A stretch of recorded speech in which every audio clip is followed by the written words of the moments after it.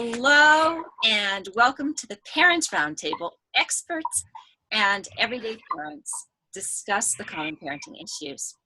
A telesummit produced by Joyful Parenting Coaching and produced in support of United We Parent. United We Parent was co-founded by Hogan Hilling, author of the Dadly book series, and Elise Cohen-Ho, family and relationship coach at Ask Dr. Ho. The mission of United We Parents, a safe, trustworthy, and non-judgmental organization that embraces parents of every family dynamic, is to unify, strengthen, and inform the parenting community. Now, everybody here today is part of a really fun project that Ho and Hilling have done. The first is a book of amazing dads called Dadly Dads, Fathers of the 21st Century. And then Hogan and Elise put together a book called Amazing Moms of the 21st Century. And both these books really capture the mission of United We Parent in that it shows that there are many, many different ways of being an effective parent and that we all have our own style and our own gifts that we bring to parenting. United We Parent is also proud to announce that they are going to do their first United We Parent conference, a day-long in-person event designed to provide resources for all parents, regardless of gender, sexuality, marital status, how or when you became a parent, ethnicity, age, income, or any other measure you might think of. We're focused on creating an interactive environment and collaborating in harmony with other parents to create a happier and healthier parenting community. And what is really unique about today's event is that instead of hearing from an expert speaker, we are going to hear from these ordinary, amazing parents who you see here today, who are in the fields, have got kids at home living with them, and they're all in the two books I just mentioned. I'm Elizabeth Stitt of Joyful Parenting Coaching, the host of the summit. And today we're going to have a discussion about yesterday's interview with Dr. Laura Markham. So let's get started with quick introductions. We're going to go around, please. And Lee, maybe you would start with your name, who your children are, and where you're from. Sure, yeah. So my name is Lee Ratcliffe. I live in Encinitas, California, right just north of San Diego. I have two kids. My daughter, Dylan, is 11 and just about to finish 6th grade. And my son, Kevin, is 7 and he's just finishing up 1st grade. Okay, great. Michael. My name is Michael Finley and I am in Salem, Oregon. I have a 3.5-year-old boy and an 8-month-old little girl. Tanya. Hi, my name is Tanya McKenzie. I'm in Redondo Beach, California. So that's the LA area. I have a 16-year-old, Raymond, an 8-year-old, actually he's 9, a 9-year-old Royce, and twins, age 7, Talia and Roman. Talia's the youngest, Roman's the third. Tiffany, I think you have twins too. I do. Hey, you're a survivor. Hey, yes. I'll go ahead and go since you called in. I'm Tiffany Eve Lawrence. I live in Menifee, California, which is about an hour north of San Diego. And I have twin daughters, Ava and Lila, and they will be 5 in September. Hey. Great. Okay, and Ben. Hi, Ben Bradbury, and I live in Marina del Rey, California. I have one daughter, and she is 10, going on 11, and she just finished elementary school. Wonderful. Well, between 16 and 8.5 months or 8 months, we've got a great spread here. So I hope all our listeners out there in listening land have already listened to Dr. Lorum's interview, and if not, go back and click the link in the email and listen to it, and then you'll kind of get the context for what we are saying today. So, all right, let's go reverse order. Ben, why don't you start first with what were your takeaways from Dr. Markham? Pretty poignant. I related definitely more about the trying to stay in the moment and focus on me, as opposed to, there was one quote about, or comment about, mowing the lawn, and the child accidentally taking out 2 feet of flowers, and we're saying we're not growing flowers, we're raising children. And I often find not often, but often enough, I find myself in a position where I have to catch myself before reacting and try to remain calm, and rather than reacting poorly and then having to explain myself afterward. Yeah. So that's that's what resonated with me from that conversation. Tiffany. Well, first of all, I thought it was a great interview. One of the things that stood out for me the most was when she referred to being more emotionally generous when it comes to our kids. And the way that we can do that is, of course, by filling our cup first. But also taking those times where I'm a stay-at-home mom. I work my business from home. So I'm here with them all the time. They don't start school until next fall.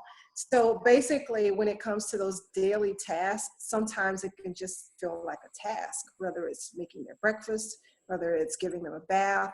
But when I am more emotionally generous at those times, that is really time with them. Even though they're here with me all day, I still use those times to make it fun, to relate, to use it to learn and just enjoy their personalities with everything that we're doing. So that stood out for me.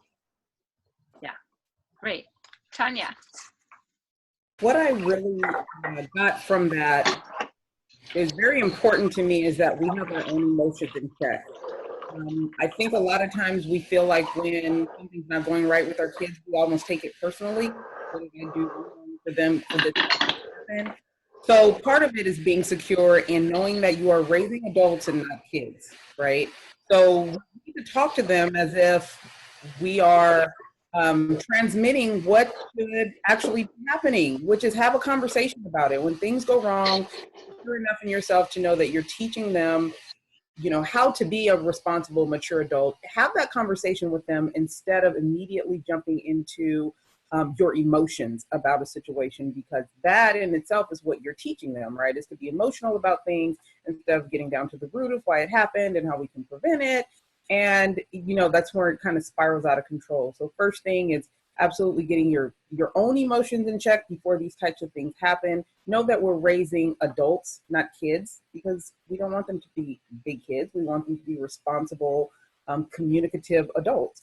And then have that conversation when those things go wrong. So as she was speaking, that's definitely kind of what I got from her conversation, is making sure that I'm following in those steps. Yeah. Michael. I really just like the whole idea behind peaceful parenting, remembering that I am definitely a model, and the more I model being overwhelmed and frustrated and yelling when something is not going the way I hoped, or they're not doing exactly what I want, that's kind of modeling that, for them to get more agitated and frustrated and yell and throw tantrums. And so everything I do, my kids see, and they are emulating me, the good and the bad. And so the idea behind peaceful parenting and trying to react calmly and really giving them the chance to process their feelings and emotions, because there's just so much feeling and emotion right now going through their minds and their bodies. Just modeling that peaceful parenting. I really like the idea behind that. Yeah, indeed. And Lee. Okay, so first I have to tell you guys that I am a twin. So kudos to you moms. I'm so glad I'm not raising twins. I'm so glad I was one. Having said that, where my kids are in life right now, I really found that reminder of connection to be important. How you do argue, you do lose control, you do get flustered and frustrated. And she said two things that I think were really cool, which was if you have that connection initially and you have that relationship with your kids, then when you do lose control, it's kind of okay and they understand a little better. And then how important it is to reconnect after something like that happens. Either your child has a blow up in a tantrum or you do. And to have that moment and that time to reconnect and rebuild or strengthen the relationship that you have with them so that it remains strong. So I like that message. Yeah, very, very nice. Yeah. So I wonder if you guys would respond to this for me, because my kids are 20, 21 and 23. And so I'm feeling a little bit removed from like the thick, like Michael, I'm thinking of you there with 8 months and 3.5, and just knowing like, and as I listened to Dr. Laura talk, I was thinking like, oh yeah, this is great in theory, but man, oh man, oh man, oh man, how do we actually do this? And so yeah, I'm just curious about I'm kind of going to open everybody up again, which means we get more static, but I want anyone to be able to jump in. I would like to say, didn't you say that we're modeling imperfection? Yes. That's everything. That is parenthood, motherhood, fatherhood. I think that when we can fully embrace that, then it takes the pressure off. And I always like to say I am growing with my children. Ooh, I like that. It's the first time I've been 4-year-olds, and next year it'll be the first time I've been a parent of 5-year-olds, you know? So I'm totally growing with them. And we use opportunities like this to grow, just like we teach them their ABCs, we teach them how to count. As parents, we take opportunities like this to say, okay, that's what I can do in that situation. But I'm not gonna beat myself up for when I slip up, you know, because we don't do that to our children. And there was something she said about, you know, people don't learn through humiliation and something. I think she was the guy that, you know, she kind of piggybacked off of. But that resonated with me because, you know, the way that we want to raise them, the way we want to encourage them, we want them to grow, to be strong, you know, we have to kind of flip that mirror and do it for ourselves as well. So that's my 2 cents on that. Okay, good. Michael? Yeah, I think she mentioned what you were saying was not parenting or not parenting through shame is what she said. Yeah, I thought was really important. And sometimes when your kids make a giant mess or rip up your favorite whatever and you want them to feel bad about it, you want them to maybe, you know, feel how you feel, but maybe that's not the way to parent and not important as, you know, describing non-emotionally what's going on. I don't know. Okay, so, and I didn't stop and ask her about this, but this was one piece which I was really curious about, and that was the shift from, because I grew up in my parenting, as I was growing up with my parenting, I definitely grew up in how to talk so kids would listen and listen so kids will talk. And as a teacher, use positive discipline. And so that expression of that I statement, that expression of anger, that, you know, when you do this, I feel because of. And yet what I heard her suggesting was that even that much anger, laying that much anger on kids is not necessarily. Did you say not good? I couldn't hear. I'm sorry. Not helpful. Not helpful. It's not helpful.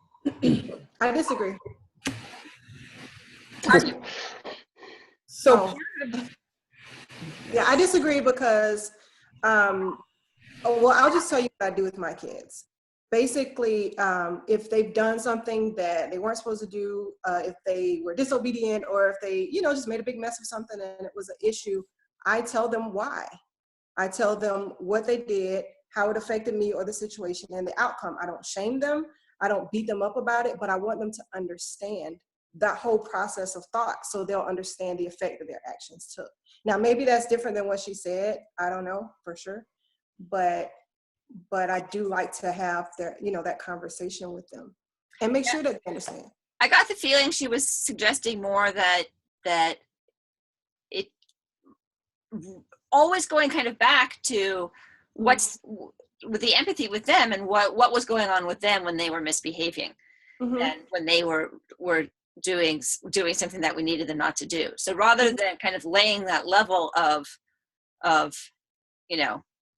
I think what she would call guilt of how it affects me, then going back to, rather than just saying, you wouldn't behave that way if you weren't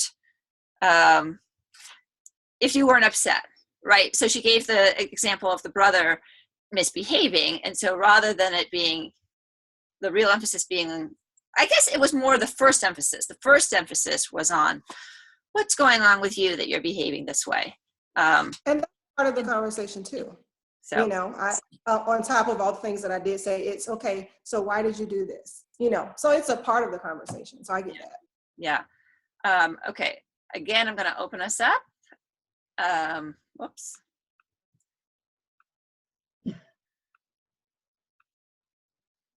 There we go. Who'd like to jump in?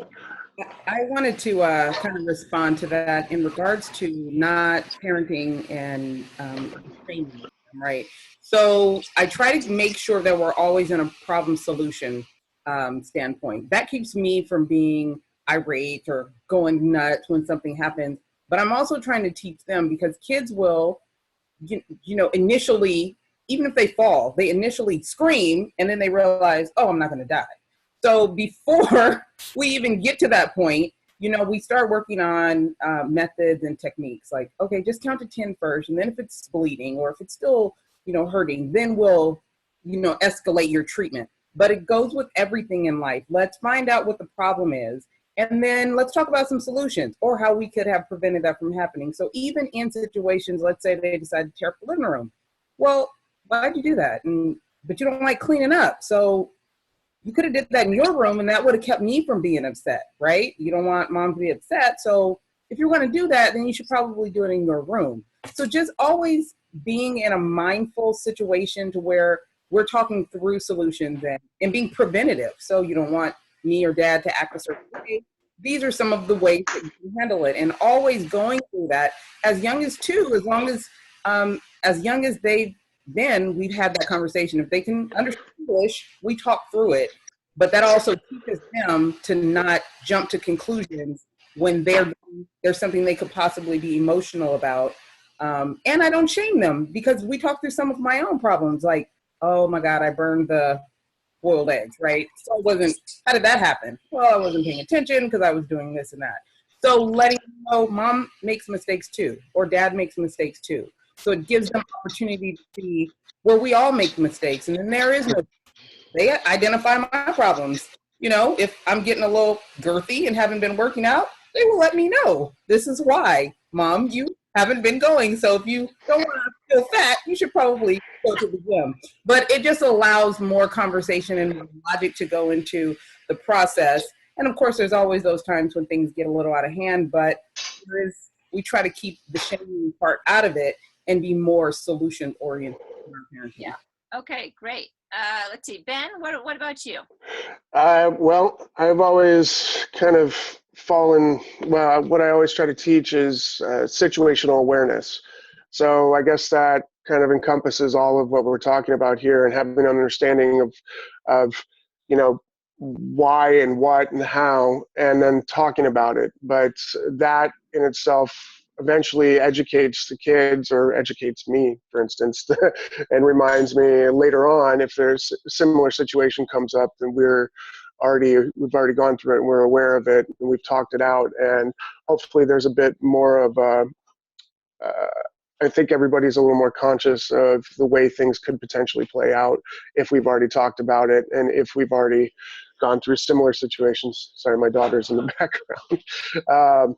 And I believe that, I think that there's everything that what Tiffany was talking about is that there are different parts of the way we discuss things, and I don't think shaming our kids is necessarily, I don't think it's a good thing at all. I think that there's definitely times where you could have different starting points from for each conversation.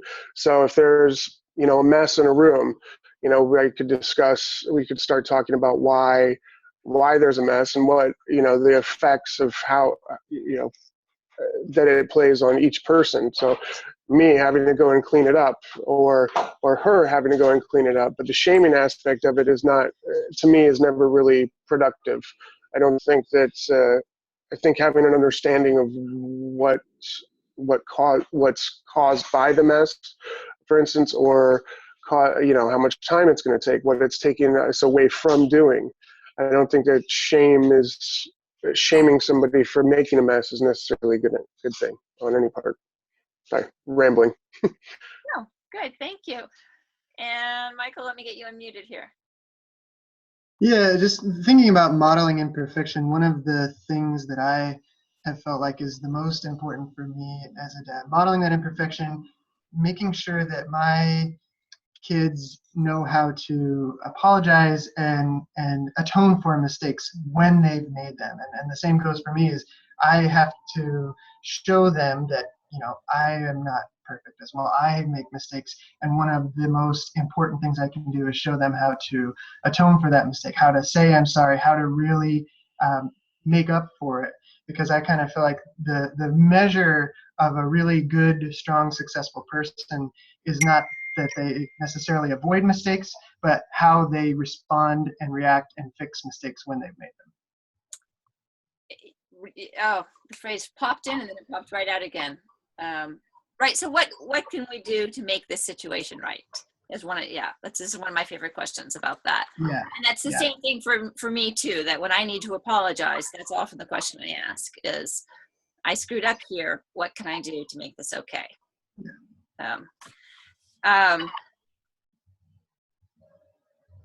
So I'm going to bring up my hot button issues, but if you guys are kind of thinking like, ooh, what I really want to talk about is X, Y, or Z, then you should jump in right now.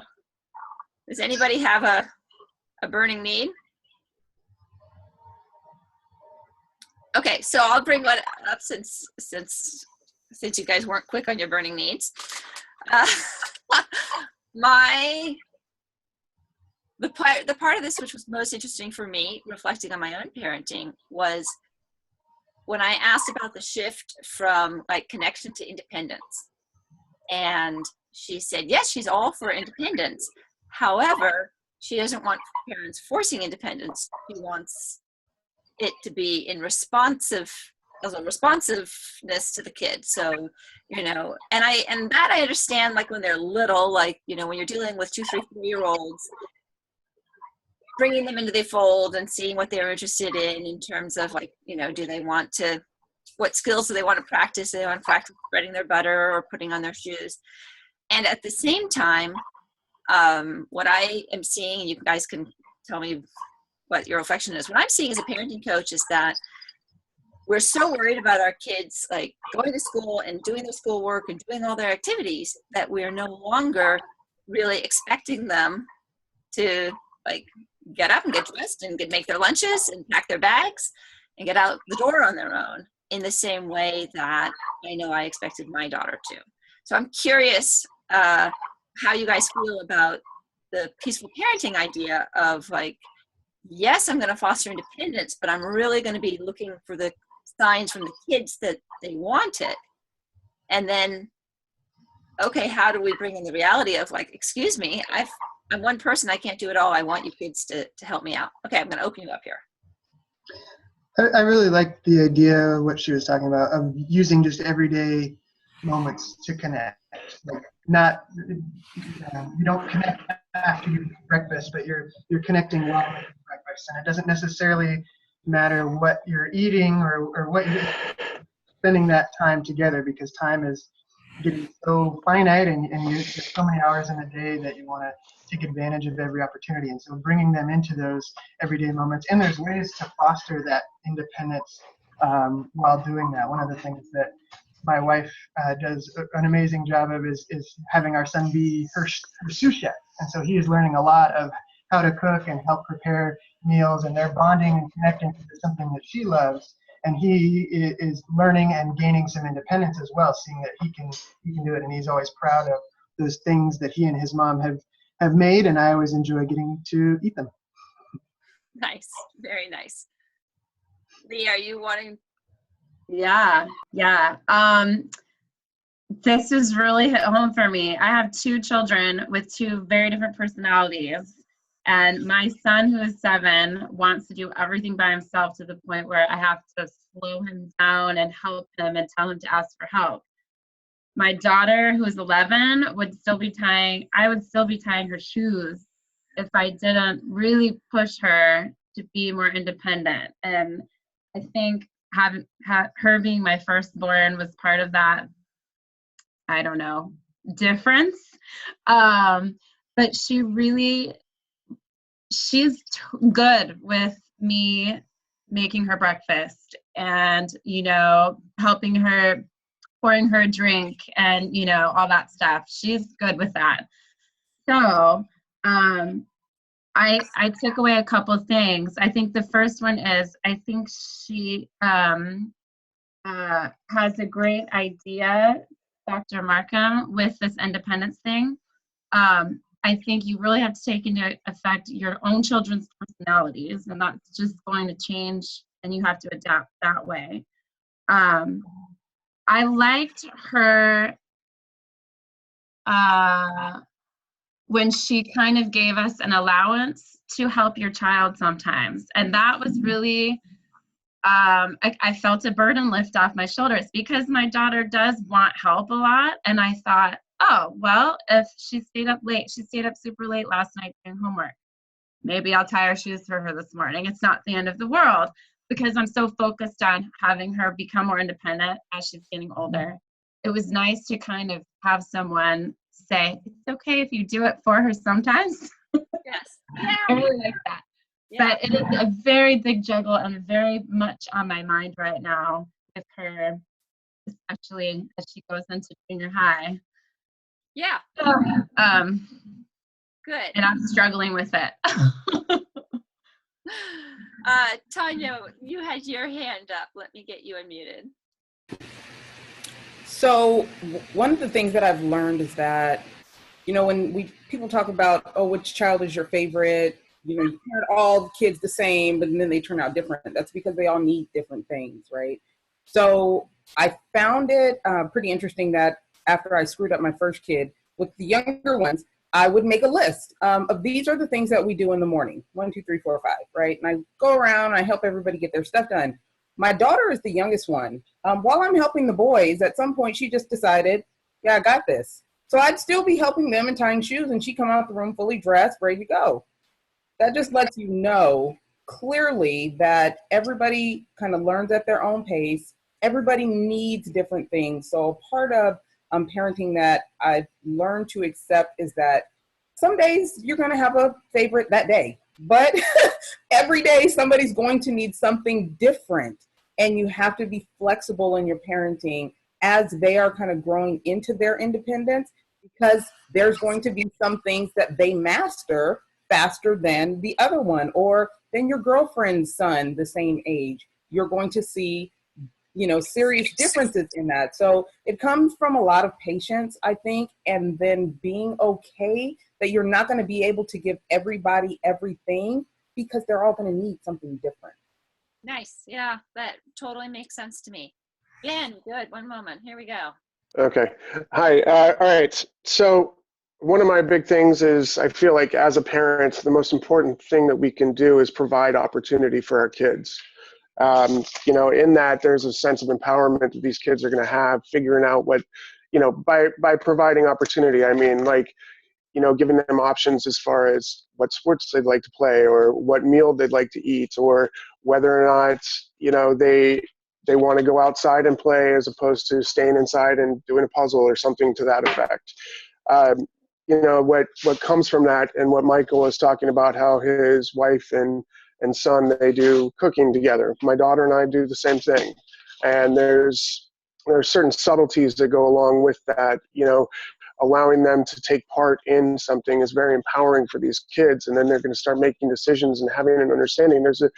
a better understanding of the way things function. There's a very, specifically in a kitchen, there's a big cause and effect, and the timing. There's a lot of subtleties involved in what you're doing in the kitchen. So opportunity is a huge thing. Kids are going to learn and grow from that, and being able to have a better understanding of what they actually like is, takes a lot. It's easier for parents, when kids, when you discuss what their choices are, and moving forward. I mean, my daughter's already been through, the violin, the different sports, different things like that she wanted to try. And as a parent, again, that's my job to be able to provide that for her. But she hasn't stuck with any of it. She's now but learning that and learning what works and what doesn't work is a huge thing. So that's about it. Okay, great. You want to add anything? Yeah, I actually do. When we have kids, we look at like age and development and what they should be doing by a certain age, or what other people's kids have done or accomplished by a certain age, or they should be doing this. And that's another thing that puts pressure on us, trying to push them to fit in that box of the should. For me, I heard something that twins don't equal same. So when it comes to the independence factor, I have one that would like literally lay on my chest all day long if I let her, and she's 4. Like if I could put her in one of those baby wraps, she would just lay there hugging mom the entire day. But then sometimes she has moments where she's like, no, I got it, So just to reiterate the know your child, know their personality, know their needs. If they're independent and they have a moment where they're like, I can't do it, that doesn't mean I'm going to do it for her. It just means I'm going to say, no, just say, I need help, Yeah. So it's just finding those ways to, again, not shame them, but I think it's okay to still push them. Even an eagle pulls out the feathers and pushes their baby out of the nest so they can fly. So when you know your child and you know what they're capable of, we can still lovingly push that independence. But as far as the box of the shoulds, I also want to say, like personally, my kids just stopped wearing pull-ups to bed 2 weeks ago. They were potty trained all during the day, nap time, they were fine, but it was something about that nighttime, and they just didn't really try. And we were waking up, like messing up our sleep schedule, trying to get them up in the middle of the night, and it just wasn't working for a minute. And I said, you know what, screw it, let's just leave it alone for now. And a couple of weeks ago, we stopped giving them pull-ups at night, and they are fine. They have been, that's like a really big mommy win for me, because I'm like, no more pull-ups. But when they were ready, they did it. Yeah. And again, that took the pressure off of us from the parenting aspect and from feeling like, oh, they should be doing this by now. And I appreciate the parents in my life who say, when they're ready, they'll get it. No, don't pressure yourself. Don't stress out. So when I stepped out of that box that I put myself in of trying to make sure that something was done by a certain age, then I was able to just relax a little bit more and enjoy the other aspects of growth that they were doing amazing at. Yep. So yeah. Okay, good. All right, another bid for burning issues here. Otherwise, I'm going to look at my notes.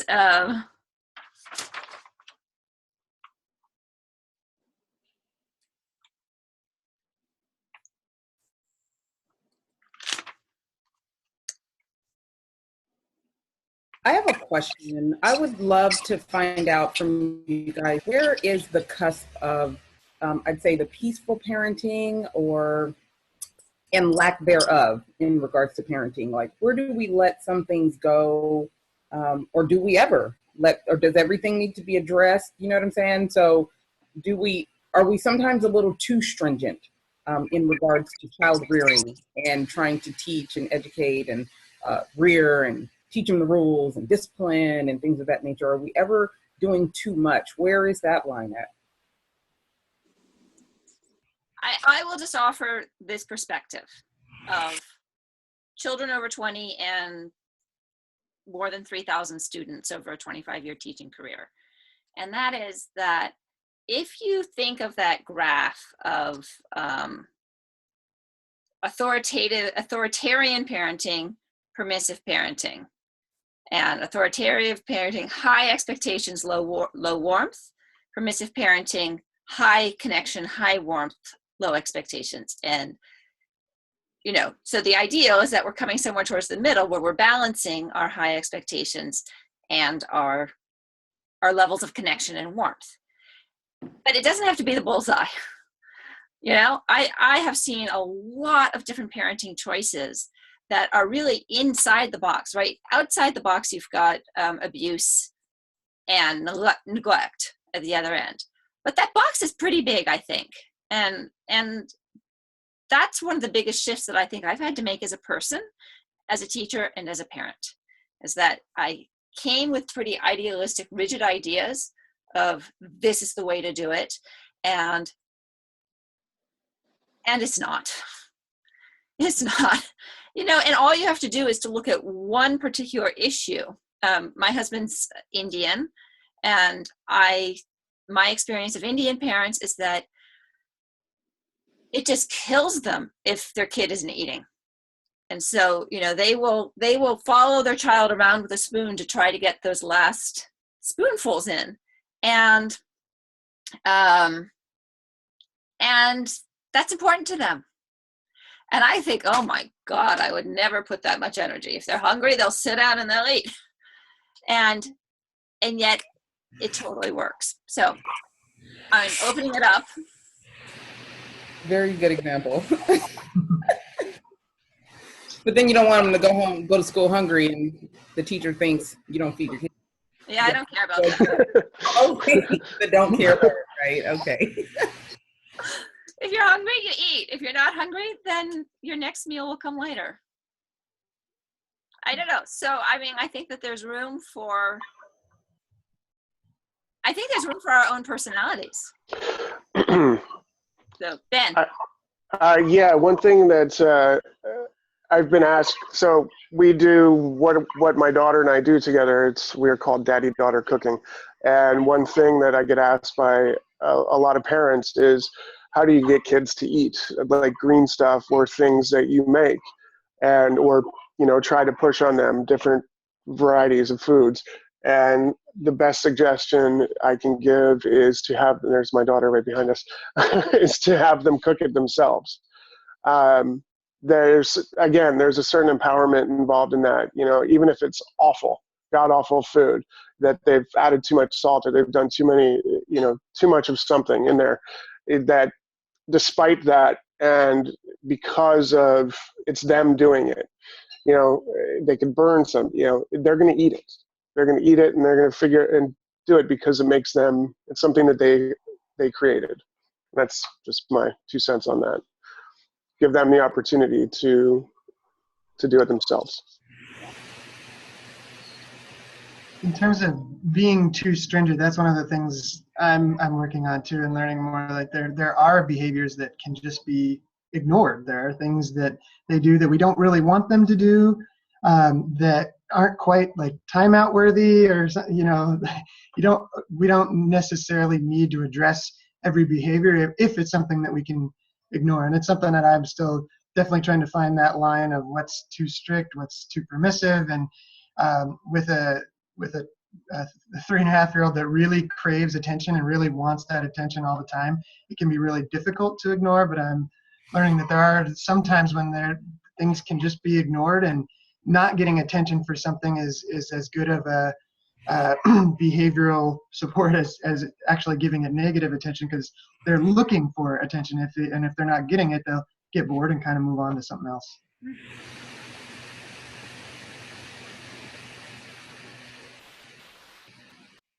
I think too that it kind of boils down to one of the things she was talking about in her lecture, which was knowing yourself and what your own hangups are and what you're projecting on your kids.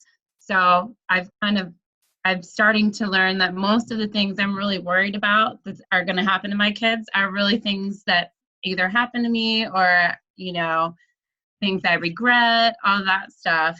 And that they really need to find their own way in their life, and their choices are theirs. Even as a 3-year-old, they should be allowed to kind of create their own individual life that is separate from your life. And that's kind of the point. Okay, so I'm just curious because of what popped up into my mind was, but yeah, I have a house to run. I have a schedule to get through, you know? So how, Lee, what would be your idea of how to balance those? Sorry, say that again. My volume is messed up on my computer, so I'm trying to listen. So in letting the 3-year-old have space to be herself, Okay. my own reaction is like, yes, but we need to get out the door. Sure. So obviously with a 3-year-old, that independence and that choice ability to live her own life or his own life is more limited, right? So you have to provide that framework and structure for her or him to thrive in, and then allow them to make maybe what they're going to wear for the day, you know, all that stuff, what kind of snack they're going to have, with then give them choices, all of that. Yeah.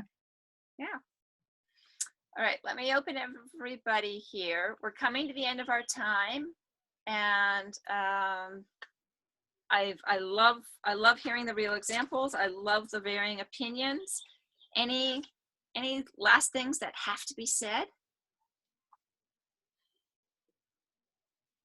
I guess I would like to just reiterate what she said about making sure that we take care of ourselves in a way that is regenerating and not, you know, just doing stuff. Because personally, I like to get up before my kids. I like to have my quiet time to work out, to pray, to do whatever it is so that I'm settled in myself. Even if it's just maybe writing out what needs to be done so that the day goes smoother. But that's very important for me because once again, my day is spent with my children. So it's that time to focus on, okay, what do I need? You know, what do I need to help this day be productive and peaceful at the same time, even though things are going to come up that triggers the crazy, it just happens. But I just wanted to reiterate that because as parents, we give so much of ourselves to our children and to the house and to the family that sometimes we just forget, you know, we forget about ourselves. Yeah. So it's really important just to remember to focus on Good. us. Thank you. Thank you for reminding us that she really did start with a very clear message. Yeah. You know, peaceful parenting starts with us being peaceful. Us being peaceful starts with that self-care. Awesome, you guys. Awesome. Thank you. Thank you. Thank you. Thanks. Really fun and most appreciated.